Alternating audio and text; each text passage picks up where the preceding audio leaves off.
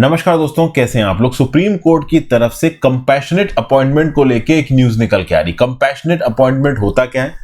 तो कोई सरकारी एम्प्लॉय सर्विस में है, उसकी मृत्यु हो जाती है, तो मृत्यु होने के बाद उसके घर के किसी पर्टिकुलर मेंबर को कंपैशनेट अपॉइंटमेंट के अंदर नौकरी दी जाती है। और ऑब्वियस ही बात है, ये नौकरी सबको नहीं मिलती, कुछ टर्म्स एंड कंडीशंस यहां पे पूरी होनी चाहिए। अब हुआ यह है कि 3 मार्च अभी सुप्रीम कोर्ट ने कुछ कंपैशनेट अपॉइंटमेंट्स की एप्लीकेशन को रिजेक्ट कर दिया।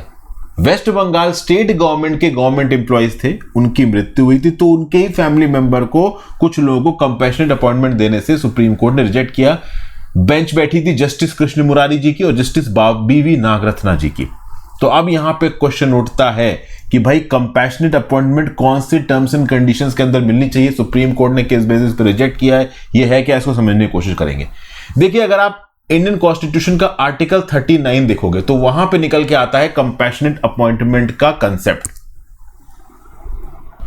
डायरेक्ट कंपैशनेट अपॉइंटमेंट नहीं लिखा हुआ आर्टिकल 39 के अंदर, बट आर्टिकल 39 बेसिकली लाइवलीहुड की बात करता है, कॉमन गुड को सबसर्व करने की बात करता है, मेन और वुमेन की इक्वलिटी की बात करता है, health and strength of workers की बात करता है। तो इस कंटेक्स्ट में अगर किसी गवर्नमेंट एम्प्लॉय की मृत्यु हो जाती है तो उसके घर के किसी मेंबर को यहां पे नौकरी दी जाती है। चूंकि ओवरऑल ये समझा जाता है कि उस पूरे घर को उस नौकरी की जरूरत थी, तो चूंकि वो गवर्नमेंट सर्वेंट चला गया है तो उसके घर के एक बंदे को यहां पे नौकरी दे दी जाती है।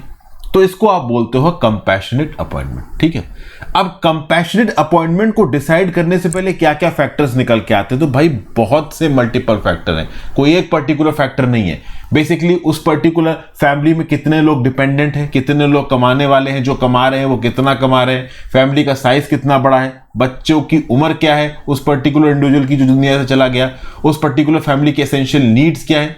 और इसके रिस्पेक्ट में अगर आप देखो तो केंद्र सरकार की तो प्रॉपर गाइडलाइंस है। हालांकि मैं आपको बता दूं कि केंद्र की सरकार के अंदर जब भी कंपैशनेट ग्राउंड पे किसी को नौकरी मिलती है ना, तो सी ग्रेड में मिलती है। मैं आपको एक एग्जांपल बताता हूं। मैं एक समय पे डिफेंस अकाउंट डिपार्टमेंट में ऑडिटर की पोस्ट पे काम कर रहा था, तो उसमें फिर ऑडिटर बने, सीनियर ऑडिटर बने, अकाउंट्स ऑफिसर बने। तो ओवरऑल कोई एक अकाउंट ऑफिसर थे, उनकी मृत्यु हुई थी, तो उनकी बेटी को कंपैशनेट ग्राउंड पे नौकरी मिली थी, और वो कंपैशनेट ग्राउंड पे नौकरी ऑडिटर बनी। वो मतलब आपको हायर ग्रेड पे नौकरी नहीं मिलेगी, आप overall lower grade pay entry मारोगे, सी ग्रेड पे एंट्री मारोगे। और केंद्र की सरकार की तो प्रॉपर इंस्ट्रक्शंस है compassionate appointment under central government. ये इंस्ट्रक्शंस रिलीज किए हैं department of personnel and training में।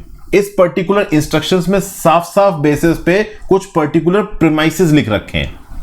जैसे फॉर एग्जांपल, अगर कोई पर्टिकुलर इंडिविजुअल अपनी नौकरी के समय पे मर जाता है, इसमें सुसाइड इंक्लूडेड है, मेडिकल ग्राउंड्स के बेसिस पे वो रिटायरमेंट ले लेता है under CCS medical examination rule 1957 या फिर सीसीएस पेंशन रूल 1972। अब इन रूल्स में घुसने की जरूरत नहीं है, बट ओवरऑल उसने जो रिटायरमेंट लिया वो 55 साल की उम्र से पहले लिया है, और अगर वो ग्रुप डी गवर्नमेंट सर्वेंट है तो 57 साल की उम्र से पहले किया है, तो उसके घर में किसी को कंपैशनेट अपॉइंटमेंट दिया जा सकता है। अगर कोई आर्म्ड फोर्सेस का एम्प्लॉय है, तो अगर वो सर्विस के समय पे उसकी मृत्यु हो जाती है, या फिर ही स्किल्ड इन एक्शन, या फिर वो मेडिकली बोर्ड आउट हो गया था, आर्मी में जॉब करते उसको कोई चोट लग गई और उस चोट की वजह से उसको आर्मी से हटाया गया और उसको कोई सिविल एम्प्लॉयमेंट नहीं मिल रहा है, तो उस बेसिस पे कंपैशनेट अपॉइंटमेंट दिया गया। तो ये कुछ ग्राउंड है कंपैशनेट अपॉइंटमेंट के। याद रखिएगा, गवर्नमेंट सर्वेंट जो कि डेली वेज पे है, कैजुअल है, एड हॉक है, कॉन्ट्रैक्ट पे है, उसकी मृत्यु अगर होती है तो कंपैशनेट अपॉइंटमेंट नहीं मिलेगा। जो रेगुलर गवर्नमेंट जॉब में है, अगर उसकी मृत्यु होती है तो ही उसके किसी घर के मेंबर को कंपैशनेट अपॉइंटमेंट दिया जाएगा। तो अभी तक तो हमने बात कर ली केंद्र की सरकार की।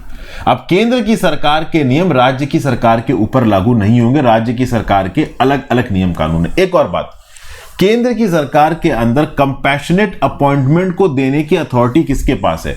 तो आपका गवर्नमेंट डिपार्टमेंट जिस भी मिनिस्ट्री के अंदर आता है, जैसे हमारा defence accounts department ministry of defence के अंदर आता था, तो उस पर्टिकुलर पेरेंट मिनिस्ट्री के एडमिनिस्ट्रेशन डिपार्टमेंट के ज्वाइंट सेक्रेटरी का अप्रूवल लगेगा कंपैशनेट अपॉइंटमेंट में किसी पर्टिकुलर मेंबर को अपॉइंट करने से पहले।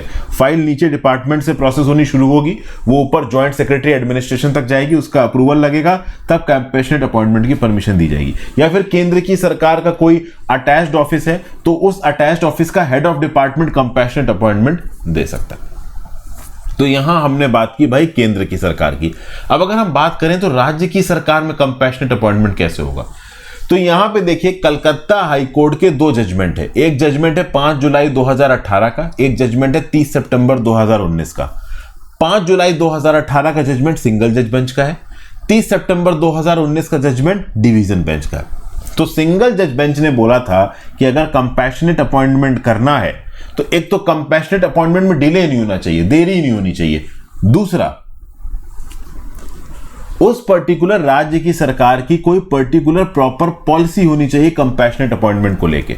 तो भैया जुलाई 2018 में सिंगल जज बेंच ने बोला कि मैं कंपैशनेट अपॉइंटमेंट नहीं कर सकता, रीजन बीइंग कि कोई पॉलिसी नहीं है राज्य में, ठीक है। लेकिन बाद में 2019 में कलकत्ता हाई कोर्ट की डिवीजन बेंच ने सिंगल जज बेंच की जजमेंट को साइड कर दिया और बोला कि राज्य की सरकार ने जो थोड़े बहुत सर्कुलर निकाल रखे हैं उसके हिसाब से आप कंपैशनेट अपॉइंटमेंट भी डिसीजन ले सकते हो। अभी के लिए सुप्रीम कोर्ट यहां पे मीट कर रही है।